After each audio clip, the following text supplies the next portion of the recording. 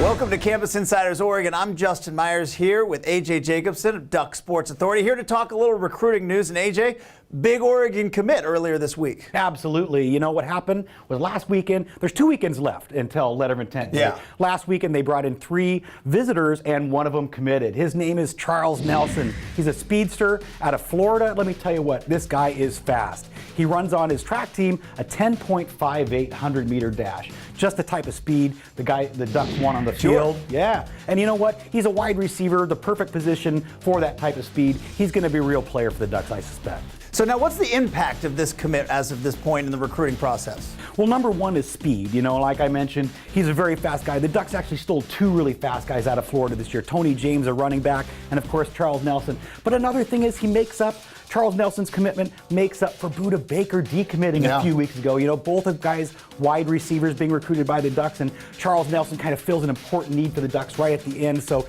he puts a period on the recruiting chapter for the Ducks at wide receiver. So it was an important pickup. Well, let's talk a little bit about Baker and his decommitment, because that was big news for the last couple of weeks. And I know that there was a lot of talk saying he couldn't live in Eugene for the next 4 years. But what do you think was really the nuts and bolts of that decommitment?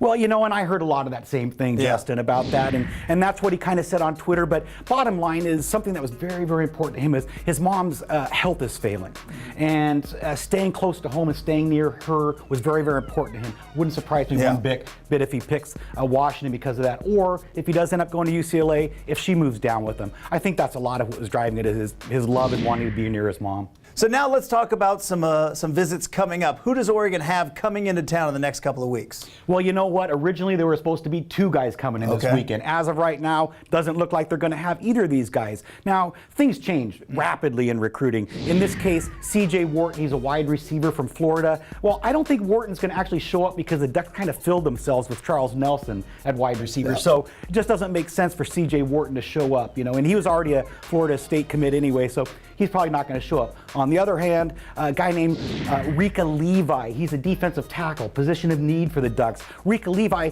may actually show up. He hasn't confirmed with me that he's going to yet, but I'm hearing he might, and I suspect that he'll be here this weekend. We'll just have to wait and see on Rika.